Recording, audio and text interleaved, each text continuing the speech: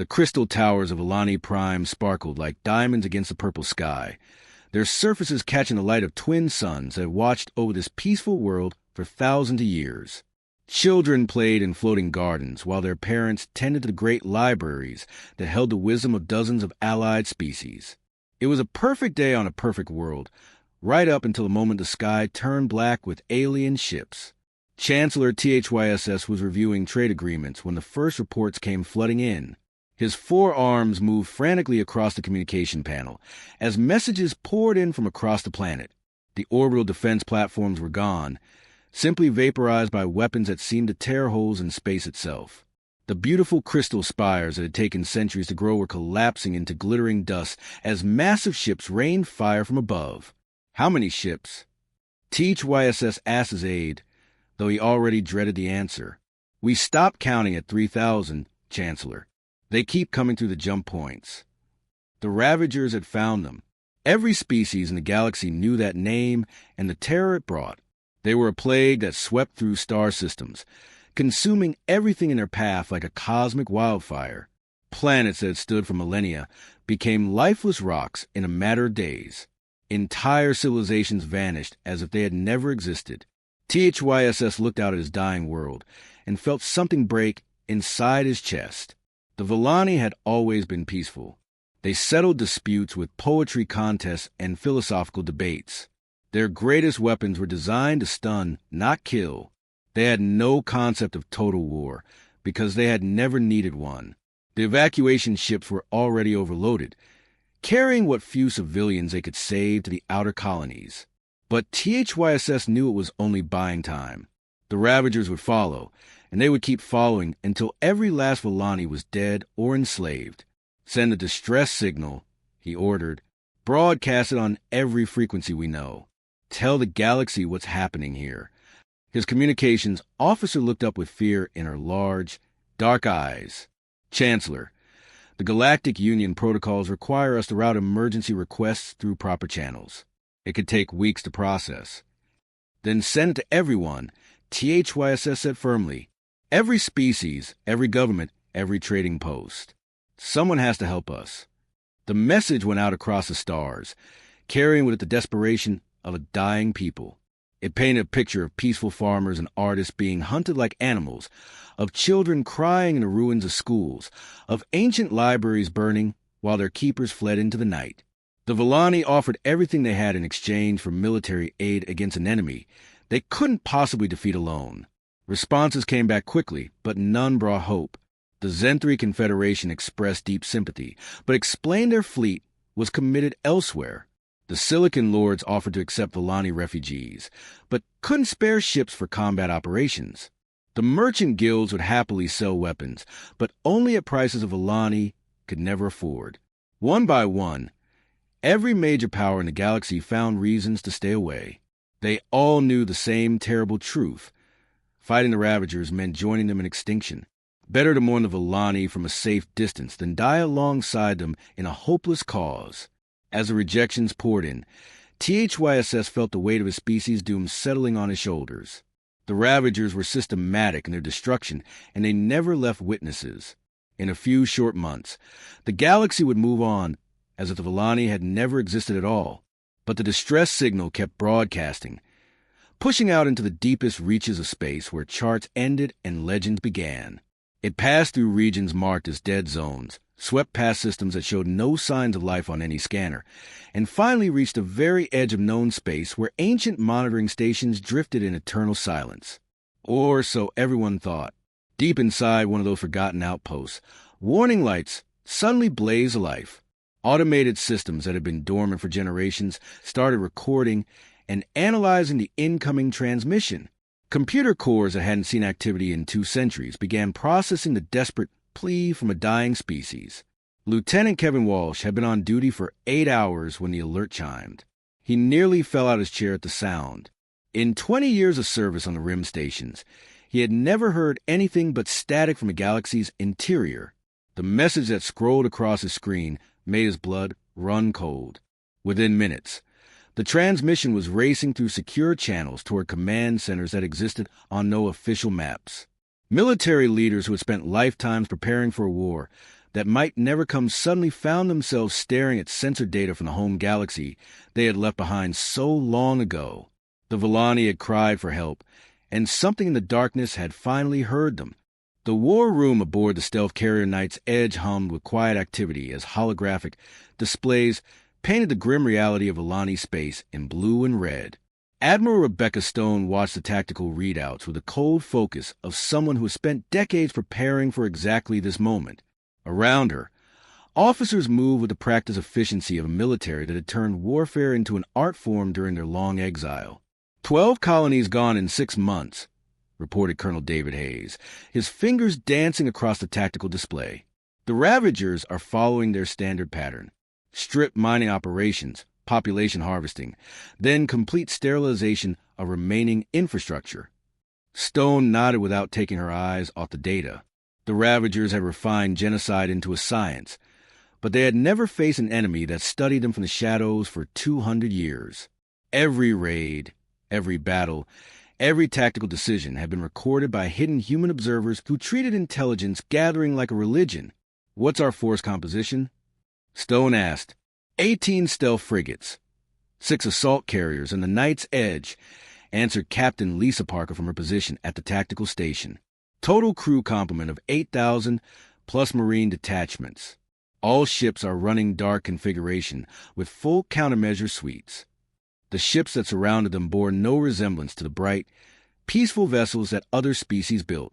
Human warships were designed by a species that had clawed its way to the top of a hostile food chain and then spent centuries perfecting the art of killing. They moved through space like living shadows, their hulls absorbing sensor sweeps and their weapons designed to strike from impossible angles. Stone turned to the intelligence briefing displays, where Lieutenant Commander Ryan Mitchell had spent weeks analyzing Ravager tactical doctrine. "Tell me about their weaknesses," she said. "They're used to overwhelming technological superiority," Mitchell replied, highlighting enemy fleet movements. "Standard doctrine is to jump in with massive force, destroy orbital defenses, then land ground troops for systematic elimination. They've never faced serious resistance because most species surrender after the first demonstration of power. And they've never fought anyone who doesn't care about taking casualties," added Hayes grimly. That was the key difference that other species didn't understand about humans. Every other race in the galaxy had evolved past the point where survival required constant violence. They built beautiful ships and elegant weapons, fought wars with rules and honor, and always sought to minimize losses on both sides. Humans had never lost that edge. 2 centuries of exile had only sharpened it. Stone studied the fleet positions on the main display.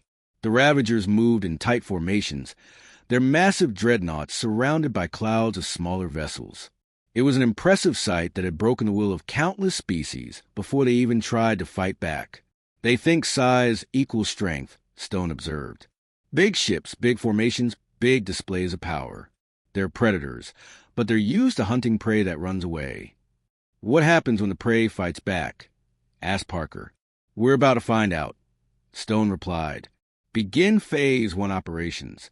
I want their scout networks eliminated before they know we exist. Across human space, ships that have been waiting in the dark for generations finally received their activation orders. Crews who had trained their entire lives for a war that might never come suddenly found themselves preparing for the real thing. In hidden shipyards, weapons that existed only in classified blueprints were loaded onto vessels that appeared on no registry. The human fleet began its approach through the spaces between stars, using gravitational anomalies and sensor shadows to mask their movement. They traveled routes that other species considered impossible, through regions of space where radiation would cook most aliens alive and gravitational shears would tear apart conventional ships. Lieutenant Colonel Tommy Brooks briefed his Marine companies aboard the assault carrier Phantom Strike. His soldiers wore armor that looked more like mechanical monsters and protection gear, designed to function in environments that would kill unprotected humans in seconds. "Remember your training," Brooks told them. "We're not fighting a conventional enemy. The Ravagers are used to opponents who follow the rules of civilized warfare. We're going to show them what uncivilized looks like." On the bridge of her frigate, Captain Jennifer Walsh reviewed the intelligence reports one final time. The Ravagers had never faced an enemy that struck from stealth, never fought opponents who treated space itself as a weapon, never encountered a species that had spent centuries learning to kill efficiently. As the human fleet approached the edge of Volani space, Admiral Stone gave the order that would change the galaxy forever. All units, this is Stone, begin hunting operations. Show them what Deathworlders do when someone threatens the innocent. The ships vanished into the dark between worlds, carrying with them the fury of a species that had learned to turn warfare into poetry. The Ravagers were about to discover that some shadows had teeth. The Ravager patrol ship Bone Crusher was conducting routine sweeps of the outer Volani system when it simply stopped existing. One moment the massive vessel was transmitting status reports to the fleet. The next moment there was nothing but empty space and a fading cloud of metallic debris. Commander Vrex of the Ravager fleet stared at his tactical display in confusion. Ships didn't just disappear. His scanner showed no enemy contacts, no weapon signatures, no indication that anything hostile existed within a dozen light minutes of their position. Send another patrol to investigate, he growled to his tactical officer. That patrol ship lasted exactly 14 minutes before it too vanished without a trace. 3 systems away, Captain Jennifer Walsh was already moving her frigate Silent Hunter toward the next target. Her ship had struck from the blind spot created by a nearby gas giant, fired a single torpedo that phased through shields like they weren't even there, and jumped away before the explosion even registered on enemy sensors. Next target is a heavy cruiser conducting orbital bombardment of Volani Colony 7, reported her tactical officer. Distance, 40 million kilometers and closing. Walsh smiled coldly. The Ravagers were about to learn that humans had spent 2 centuries studying them, learning their weaknesses, and designing weapons specifically to exploit every flaw in their tactics. Meanwhile, on the surface of Colony 7, Lieutenant Colonel Tommy Brooks and his Marines were writing a different kind of lesson. The Ravagers had landed ground troops to capture surviving Volani for their slave markets, but they had never fought an enemy that actually wanted to engage in close combat. Brooks watched through his helmet display as Ravager soldiers in environmental suits struggled to the colony's ruins. The aliens moved slowly, carefully, like tourists exploring a dangerous museum. They had energy shields and plasma weapons that could cut through most materials in a galaxy. They had never faced humans in powered armor. Alpha Team hit them from the east. Brooks commanded, Bravo Team, take the refinery complex. Remember, these things can't fight in vacuum, so let's give them some. The Marines moved like predators to the shattered buildings, their armor designed to function in environments that would kill most species instantly.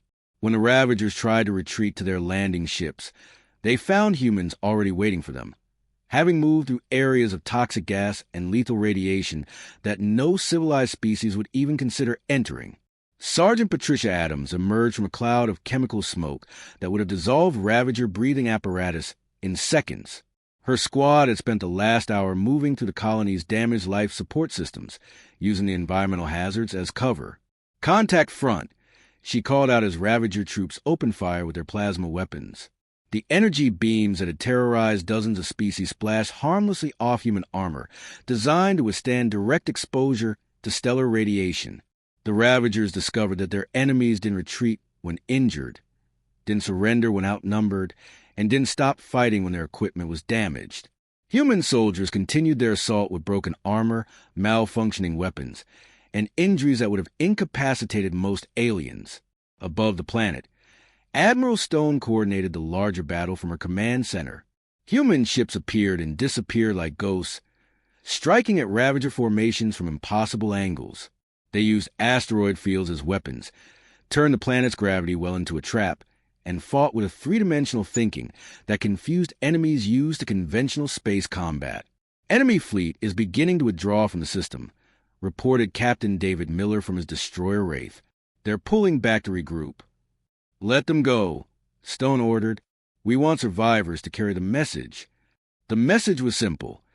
The galaxy's most feared predators had met something worse than themselves. News of the impossible victory spread through Ravager Command like a virus. Fleet commanders who had never known defeat suddenly found themselves facing an enemy that appeared from nowhere, struck without warning, and vanished before retaliation was possible.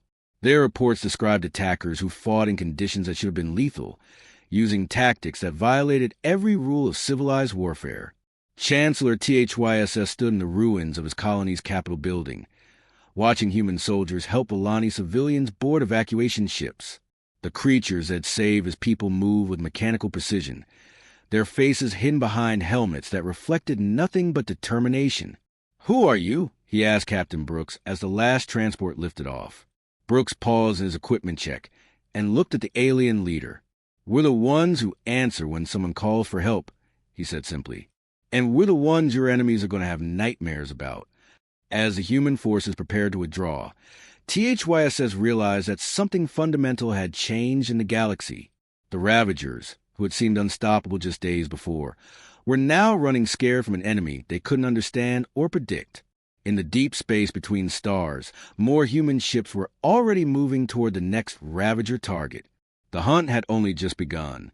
The emergency session of the Galactic Council had been called within hours of the first reports reaching civilized space.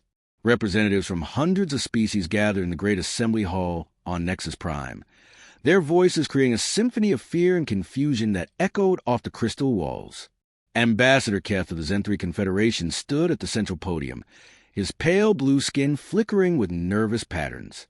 "We have confirmed reports from 17 different sources," he announced, his voice carrying across the vast chamber.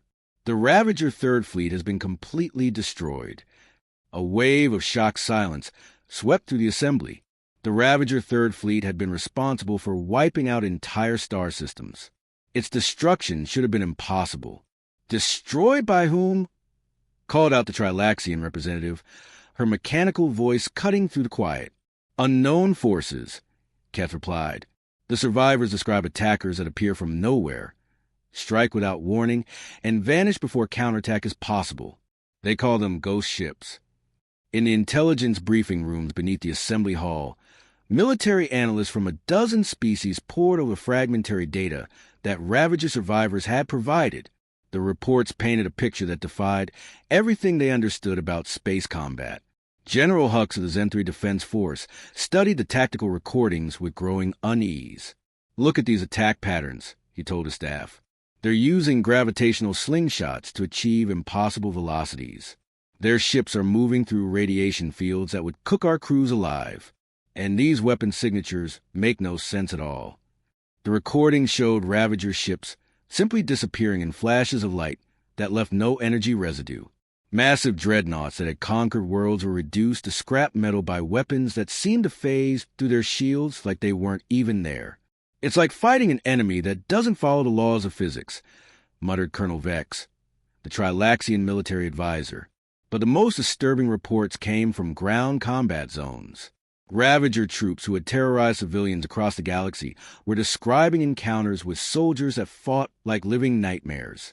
These mysterious warriors moved through toxic environments without protection, continued fighting with injuries that should have been fatal, and used tactics that violated every rule of civilized warfare. Major Jennifer Walsh's strike team had hit a Ravager supply depot on the edge of Volani space, just as the Galactic Intelligence Services were analyzing the previous attacks. Her soldiers had moved through a chemical processing plant that was leaking compounds deadly to most known life forms, using the toxic environment as cover while they eliminated the enemy garrison. The Ravager survivors described attackers who emerged from clouds of acid vapor, fought hand-to-hand combat in zero gravity, and seemed completely immune to weapons that had stopped armies on other worlds. Their report spoke of enemies that treated warfare like a natural part of existence, not a necessary evil to be minimized. Word spread through the galaxy's communication networks faster than the speed of light. Species that had avoided Ravager territory for centuries suddenly found themselves discussing the impossible. Someone was not just fighting the galactic plague, but actually winning. The merchant trading posts buzzed with rumors and speculation. Cargo captains who had spent their careers avoiding dangerous sectors now whisper about ghost fleets that appeared to protect shipping lanes. Pirates who had preyed on weak civilian targets began avoiding certain routes entirely after 3 of their fleets vanished without explanation. Captain Ryan Mitchell's squadron had been responsible for those disappearances.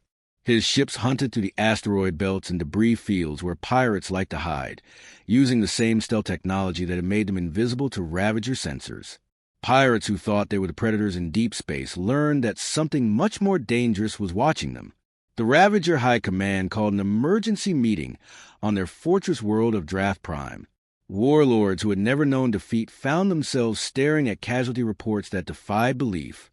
3 entire fleets had been destroyed or scattered, dozens of ground operations had ended in disaster, and their enemies remained completely unknown.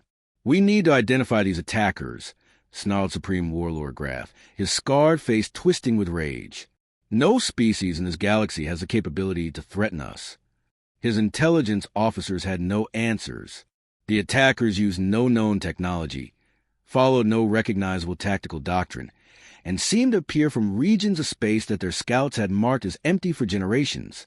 But in the deepest archives of galactic databases, a few scholars began finding references to an old legend, stories of a species from a world of constant danger, creatures that had evolved to treat violence as naturally as breathing. The tale spoke of beings that had vanished from the galaxy after a great war, retreating to the dark spaces between stars. Most dismissed these stories as myths, but few began to wonder if something from the old legends had finally decided to return. The galaxy held its breath, waiting to see what would emerge from the shadows next. The last Ravager battleship limped away from Bellani space, trailing atmosphere and debris, its hull scarred by weapons that seemed to cut through reality itself. Supreme Warlord Graf watched his mighty fleet, reduced to a handful of damaged vessels, his face twisted with an emotion he had never experienced before, genuine fear. "Send word all fleets," he commanded the surviving officers. "We withdraw from this sector immediately. Mark these systems as forbidden territory." For the first time in their bloody history, the Ravagers were running away.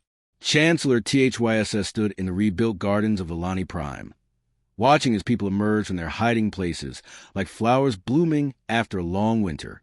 The crystal spires were growing again, reaching toward the purple sky as if eager to forget the darkness that had almost consumed them. Children played among the ruins while their parents worked to restore what had been lost. But everyone kept glancing at the sky, where dark shapes moved between the stars like protective spirits. The human fleet maintained its patrol routes through Bellani space with the same methodical precision they brought to everything else. Their ships appeared on sensors just long enough to acknowledge friendly vessels before vanishing back into the cosmic background noise. The message was clear. This system was under protection now. Captain Lisa Parker walked through the corridors of a Bellani refugee station, observing the aftermath of humanity's intervention. Alien families who had lost everything were slowly rebuilding their lives, their large eyes following human soldiers with a mixture of gratitude and awe. "They keep asking if we're really from Earth," reported Sergeant Patricia Adams, her armor still bearing scorch marks from the final battle. "Some of them think we're mythical creatures." Parker smiled grimly. "Maybe we are." The truth was spreading through the galaxy faster than any government could control it. The mysterious saviors of the Bellani were humans, the legendary Deathworlders that most species believed had been extinct for 2 centuries. Intelligence networks that had dismissed Earth as a dead world suddenly found themselves scrambling to understand what humanity had become during their long absence. Admiral Rebecca Stone received the first official contact request 3 days after the last Ravager ship fled the sector. The message came from the Galactic Council itself, carefully worded and desperately polite. They wanted to open diplomatic relations with Earth's government, to discuss humanity's return to galactic civilization. Stone deleted the message without reading it twice. Instead, she sent a different kind of communication to every major power in the galaxy. The transmission was brief, untraceable, and absolutely clear. Humanity was watching now. The days of ignoring genocide while hiding behind bureaucratic excuses were over. The galaxy had spent 2 centuries learning to live without humans, and humans had spent that same time learning to live without the galaxy's approval. Lieutenant Commander Ryan Mitchell monitored galactic communications from his intelligence post aboard the Night's Edge. The chatter was extraordinary. Species that had dominated interstellar politics for generations were suddenly questioning their own military capabilities. Trade routes that had been plagued by pirates for decades reported mysterious improvements in security. Aggressive expansionist powers found their frontier fleets suffering inexplicable equipment failures and navigation errors. "Sir, we're receiving distress signals from 3 different sectors," Mitchell reported to Admiral Stone. "Looks like word is getting out about what happened here." Stone studied the incoming requests. A mining colony under attack by slavers. A peaceful research station being threatened by territorial expansionists. A refugee convoy trapped between warring factions. All of them were asking for help from the mysterious defenders who had saved Villani. "Deploy response teams," Stone ordered. "Make sure they understand the terms." The terms were simple. Humanity would defend those who couldn't defend themselves, but they wouldn't be joining any alliances or signing any treaties. They would operate from the shadows, as they always had, appearing when needed and vanishing when the job was done. Captain David Miller's destroyer emerged from hyperspace above the besieged mining colony just as the slaver fleet prepared its final assault. The human ship appeared on scanners for exactly long enough to launch its attack, then disappeared back into the cosmic background as the slaver vessels erupted in brilliant explosions. The miners never saw their saviors clearly, just dark shapes moving against the stars before the danger passed. Within months, the pattern repeated across dozens of systems. Human forces struck like lightning against oppressors and aggressors, always appearing when hope seemed lost, always vanishing before gratitude could be properly expressed. They asked for nothing, accepted no payment, and left behind only the message that someone was finally watching out for the innocent. The galaxy learned to whisper new stories around their equivalent of campfires. Tales of ghost ships that protected the weak, of warriors from the legendary Deathworld who returned not as conquerors but as guardians. Children of peaceful species grew up hearing about the shadows that would come if the monsters got too close. And in the deepest parts of space, human vessels continued their eternal patrol, waiting for the next cry for help from those who had nowhere else to turn. They had found their purpose in the darkness between stars, and the galaxy would never be the same. The age of unchallenged predators was over. The Deathworlders had come home.